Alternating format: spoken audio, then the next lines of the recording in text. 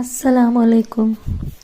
യാ സലാമു എന്നൊരു ഇസ്മിനെ പറ്റിയിട്ടാണ് ഇവിടെ പറയുന്നത്. അള്ളാഹുവിൻ്റെ നാമമാണ് യാ സലാമു. എന്താണ് അതിൻ്റെ അർത്ഥം? രക്ഷകനെ, രക്ഷപ്പെടുത്തുന്ന ആ ഒരു കാര്യമാണ് ഇവിടെ ഉദ്ദേശിക്കുന്നത്. ഈ ഇസ്മിനെ നിങ്ങൾ എന്ത് ചെയ്യണം? സുബഹി നിസ്കാരത്തിന് ശേഷം പതിവായി 100 തവണ മുടങ്ങാതെ ചൊല്ലിയാൽ നിങ്ങൾക്ക് സകല ആപത്തുകളിൽ നിന്ന് രക്ഷയും അതുപോലെ തന്നെ രോഗമുക്തിയും ലഭിക്കും. അപ്പോൾ അഥവാ നമുക്കൊരു രോഗം ഉണ്ടെങ്കിൽ തന്നെ നമ്മൾ എന്ത് ചെയ്യണം? ബിസ്മില്ലാഹി റഹ്മാനി റഹീം എന്ന് ചൊല്ലിയിട്ട് 3 വട്ടം ഒരു ഗ്ലാസ് വെള്ളത്തിലേക്ക് യാ സലാമു യാ അള്ളാ എന്ന് ഉരുവിട്ട് ആ വെള്ളം കുടിച്ചു കഴിഞ്ഞാൽ നമ്മളെ രോഗങ്ങൾക്ക് മുക്തി നേടാം. രണ്ടാമത് ബിസ്മില്ലാഹി റഹ്മാനി റഹീം എന്ന് ചൊല്ലിയതിന് ശേഷം യാ സലാമൻ കൗലം റബ്ബി റഹീം എന്ന് 70 തവണ നിങ്ങൾ ഇത് ചൊല്ല. ഈ ദിക്റ് സലാമൻ കൗലം മീൻ റബ്ബി റഹീം. അതെന്തിനാ? നമ്മൾക്ക് പല കണ്ണേറുകൾ അല്ലേ, നമ്മൾ പുറത്ത് പോയി വന്നാലും നമ്മുടെ കുടുംബത്തിൽ പോലും നമുക്ക് പല കണ്ണേറുകൾ വരും. അപ്പം മുഖത്തേക്കായിരിക്കും ഏറ്റവും കൂടുതൽ അത് വലിച്ചിട്ടുണ്ടാവുക.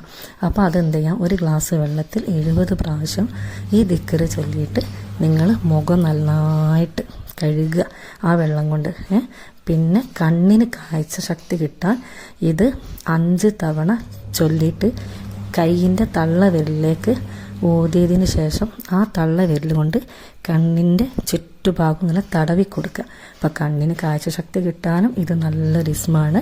അതുപോലെ മുഖത്തുള്ള കണ്ണീറുകൾ നമ്മുടെ ശരീരത്തിലുള്ള ആ വെള്ളം മുഖത്തേക്ക് തളിച്ചു കൊടുത്താലും മുഖം കഴിയാലും നമ്മളെ കണ്ണീർ അങ്ങനത്തതൊക്കെ മാറിക്കിട്ടും.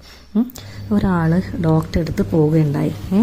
അപ്പോൾ ആ ഡോക്ടറെ അടുത്ത് പോയപ്പോൾ അദ്ദേഹം അവർക്ക് മരുന്ന് കുറിച്ച് കൊടുത്തു. അങ്ങനെ മരുന്ന് കഴിച്ചിട്ട് അയാൾക്ക് എന്തുണ്ടായില്ല? മരുന്ന് കഴിച്ചിട്ടും രോഗം കുറഞ്ഞിട്ടില്ല.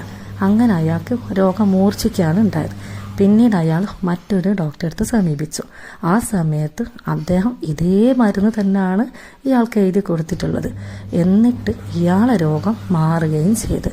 അപ്പോൾ ഇവിടെ നമുക്ക് എന്താ മനസ്സിലാക്കാനുള്ളത്? 2 ഡോക്ടർമാരും ഒരേ മരുന്നാണ്. അപ്പോൾ ആദ്യം നമ്മൾ കാണിച്ച ഡോക്ടർ കൊടുത്ത മരുന്ന് കഴിച്ചപ്പോൾ ആ രോഗം സുഖം പ്രാപിക്കേണ്ടതല്ല എന്ന് ഉള്ളതും, രണ്ടാമത്തെ പ്രാവശ്യം കാണിച്ചപ്പോൾ സുഖം പ്രാപിക്കണമെന്നും ആര് നിശ്ചയിച്ചിട്ടുണ്ട്? സർവശക്തനായ നമ്മുടെ റബ്ബുൽ ഇസ്സത്ത് തീരുമാനിച്ചിട്ടുണ്ട്. അത് മാത്രമല്ലേ നടപ്പിൽ വരുത്താൻ പറ്റൂ. അള്ളാഹ് തീരുമാനിച്ചതല്ലേ നടക്കൂ. എല്ലാ രക്ഷയും റബ്ബിൽ നിന്നാണ് നമുക്ക് കിട്ടുന്നത്. അപ്പോൾ അതാണ് ഇതിൻ്റെ ഒരു അർത്ഥം. അപ്പോൾ നമ്മൾ ഈ ഒരു ഇസ്മ ധാരാളമായി നമ്മൾ ചെല്ലുന്നുണ്ടോ നമുക്ക് ഒരാപത്തുമില്ലാതെ എവിടെയും പോയി സമാധാനമായി തിരികെ വീട്ടിലെത്താവുന്നതാണ്. അപ്പോൾ നമ്മൾ ഈ ഒരു വാക്കിനെ നമ്മൾ എപ്പോഴും ചൊല്ലാം ഇൻഷാ അല്ലാഹ്.